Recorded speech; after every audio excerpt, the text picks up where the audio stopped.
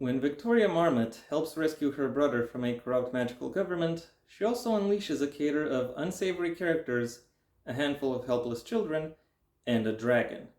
Now, with the Ministry of Magical Entities and an obsessed vampire ambushing them at every turn, Vic will have to call on all of her newfound powers and enlist the help of all of her new friends to solve the mystery of what really happened to her parents before MOME can silence her and everyone she holds dear. Hello everyone, and welcome once again to the Heir's Lair. I'm your host, Jonathan Taylor. As I mentioned in last week's video, which should be linked over there, I'm currently in the middle of a series of reviews based on the series of Victoria Marmot books, written by Virginia McLean. Today on the chopping block is the second book in the series, Victoria Marmot and the Inconvenient Prophecy. I have to issue a little bit of a warning now, or maybe a disclaimer, that even though I try to keep my reviews as spoiler-free as possible, as I go further along over the course of this series, it is likely that even some of the very general information that I give about these books will spoil some of the earlier ones within the series. So I very much recommend that you start watching this video series from the beginning. Maybe even read the the associated books, so that you don't get spoiled. If you if you place a distinctive impression or importance on things like that. And now that I've gotten that disclaimer out of the way, it's time I actually talk about the book itself. The TLEW for this review is, if the first book can be considered a proof of concept, this second book is basically the revised prototype. After the parameters of the world have more or less been set in place, the author now utilizes this framing in order to flesh out the various aspects of the world she has not been able to in the previous. The humor is somewhat toned down compared to the first book, but that is done in order to facilitate the the more exploratory focus that this that this book has, as the lead characters and implicitly the readers are getting to know more about the Magical Secret Society, its components, and the ways in which they interact. So if you found the first book to your liking, it is quite likely that the second book will draw you in as well. And now I'm done with the general information. I will delve into the specifics now. The plot of the book picks up right after the ending of the first one, and by that I mean that the first chapter of this book is a direct continuation of the last chapter from the previous book. The conflict with the with the main villains gets expanded upon as the capabilities and drive of the villains is also expanded upon, and as the leads deal with it, they find themselves having to interact with the various other factions of the book's magical society, and exploring and getting a better understanding of what the magic system that that governs this this society actually looks like. And as they do so, they eventually find a somewhat harder to pin down question, which they have to address. The plotting of this book, just like with the first one, is somewhat of a mess. It is and so this series very much still has a scattershot approach to plotting. It just launches a bunch of things, and some end up sticking, some end up don't.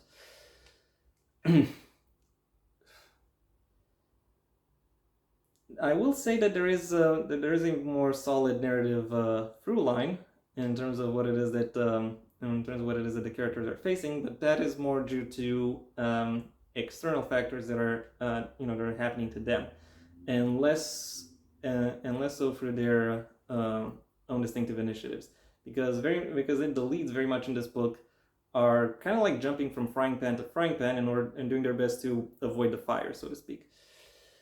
Now, that kind of storytelling can work, assuming the assuming the theme is there to actually support that. But I am not sure that the thematic framework that this book is trying to establish really helps. Really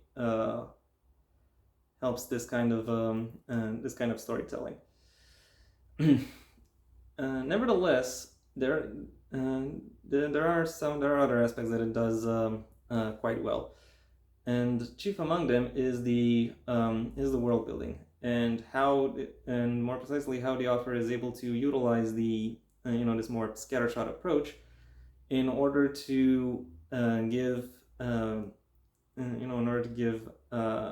commentary, concepts, criticisms, and definition in relation to almost every aspect of the book, and how and the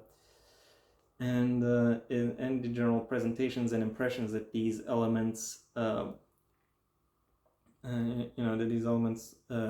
generate. One thing I do have to comment upon, however, and that is for the better, is just how I said that the plot is built in such a way that more factions are introduced, and that also allows these factions to to stand out, to receive some level of definition in terms of their internal processes, as well as their diplomatic connections to each other. It's maybe not it's not really groundbreaking stuff, but it is enough to give readers distinctive impressions of how it is that these factions work, and through that exploratory aspect, characterization is aided quite a bit, as well as as the leads are subjected to new experiences, which in turn push them into revealing more about themselves, or finding various different strengths and other facets within themselves that they have to deal with. Of particular note here is actually the smaller scale, more relatable human drama that emerges as a natural result of the exploration, or of the toll that the action scenes actually take on the characters, and which has been done with a great deal of attention and care from the author. So I very much have to give kudos to that. Well done. Additionally, however, or at the same time, there is unfortunately a somewhat notable flaw with how this book is presented, and that and that flaw basically stems from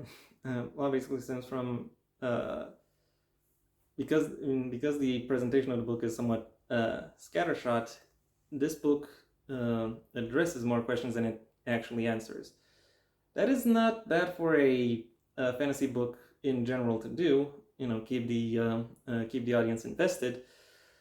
But its real problem is its real problem stems more from the fact that it does not really give enough does not really give enough primary material for the readers to, I would say, meaningfully engage with the material, with the book itself, as it is presented. It is very focused on sparking fires without actually building them first. The end result being perhaps not as bright as the author intended it to be. Overall, even though this book has some of the same flaws as the first book in this series had, it is a very welcome addition to the series.